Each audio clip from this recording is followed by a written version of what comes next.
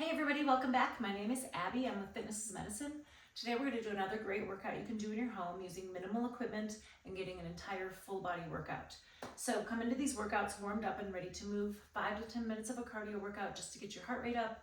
Importantly, your muscles and your joints warmed up and ready for movement and your mindset ready for movement. Okay, today what we're going to need is a fit ball if you have one, a little bit heavier dumbbell or kettlebell or something. A little bit medium weight and a bench. If you don't have a bench, you can use your coffee table, the edge of your bed, something like that. And that is it for today. So first we're going to start off, we're going to try some push-ups using the ball. Now you can do normal push-ups, of course. But what we're going to do is roll out on the ball, and then you can use the ball to hold some of your weight. So you can push down like this. Now I'm going to start back just a little bit further.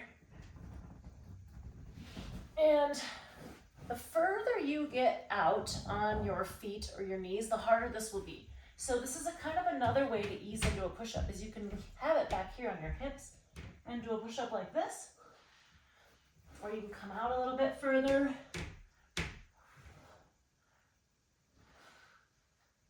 6, 7, 8, 9, and 10. Like I said, you can go out further on your ankles, and if you need to adjust even midway, mid-set, you can adjust back and forth just a little bit to make it a little bit harder or easier. All right, next we're going to grab that heavier weight that I talked about.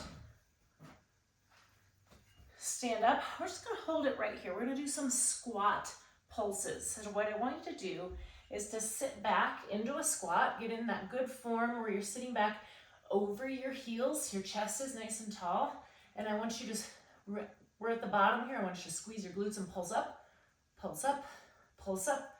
4, 5, 6, we're gonna do 15, 9, 10, 11, 12, 13, 14, 15. Good. So there's a few different ways you can do that. You can do 10 or 15, or you could do it for a minute or 30 seconds, something like that. Okay, next I'm gonna bring my bench out here.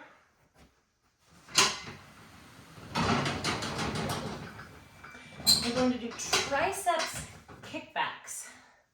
So it's going to be one of those where you put one knee and one hand on the bench like this. You want your back nice and flat, and then your head in line with your spine here. So you kind of tuck your chin so that you've got a good alignment there. Bring that weight up so your upper arm is level with the floor, parallel to the floor. And then you're going to kick straight back. The only thing that's going to move, your only joint moving, is your elbow. Isolating those triceps. 7, nice and slowly. 9 and 10. Good, and then we'll just switch sides. So you bring that upper arm so that your, from your shoulder to your elbow is parallel to the floor. Kick straight back. Head in good alignment with the rest of your spine so your neck stays happy.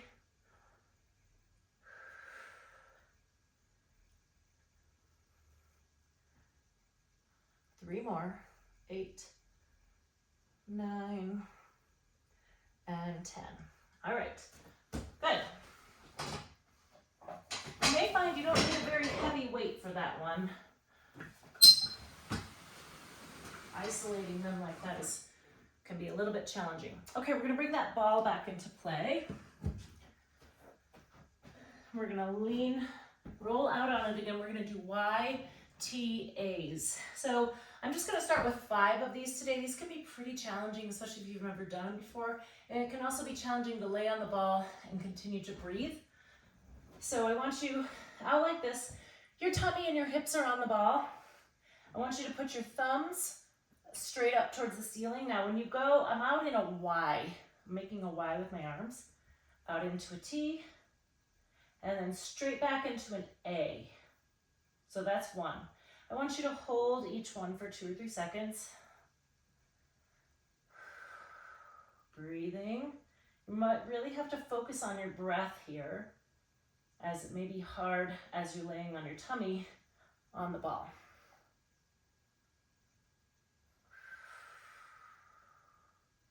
Try to keep your head in a good alignment with the rest of your spine so you're not looking up.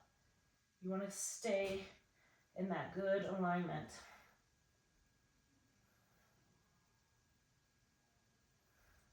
When you do this one, really think about squeezing those shoulder blades.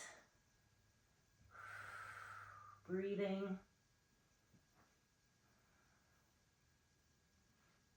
And now, if you're having any shoulder pain with this, you can put your arms more at elbows more at an angle and do that more, especially for that forward one. This is your last one. Y, T, and A. Squeeze those shoulder blades back.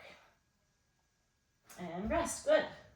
That's a really great one. Obviously, your shoulders are working, but all up and down your spine. You shouldn't have any low back pain with that, but if you do, really think about contracting your core as well. I mean, it's all connected, right? So contracting your core, and that will also help keep you nice and stable on top of that ball. Okay, now we're gonna stand back up.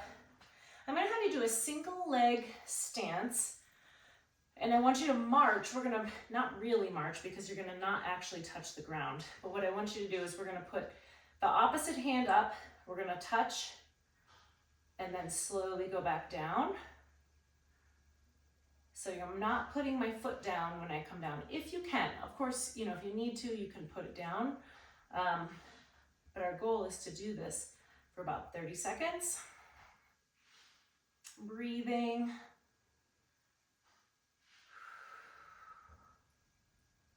And switch, good. Okay, opposite side. March up, touch. Let it come down, but don't touch if you can. Now, if this feels easy, slow it down, and then also glance around the room. You can look around. The third thing you can do is grab like a balance pad or something like that, or try it barefoot. Barefoot can be a little more challenging because you don't have the stability of that shoe. Okay, great. The last one we're gonna do, we're gonna lower down to the floor. Sometimes people have trouble doing core exercises on their back because their hip flexors take over too much. So I'm gonna show you a variation that you can do. Put your feet, your knees and feet are together. And then what you're gonna do is let your legs fall out. So you're kind of making a diamond with your legs. And what this does, now we're going to cross your legs here, or you can keep your hands and kind of slide them out. I'm gonna cross my arms across my chest. What I wanna think about is a rope pulling my chest towards the ceiling, not crunching forward, but now my core has to do all the work and my hip flexors can't take over. 6, 7, try to get your shoulder blades up off the ground. 9 and 10. Okay, great. Okay, cycle through those 1 or 2 more times. Add a little cardio in between so you can keep your heart rate up and keep your great calorie burn going. Follow with a good cool down and stretch. And if you have any questions or need any modifications, please feel free to message me either here or privately. Other than that, have a great workout and we'll see you next time. Thanks, everybody.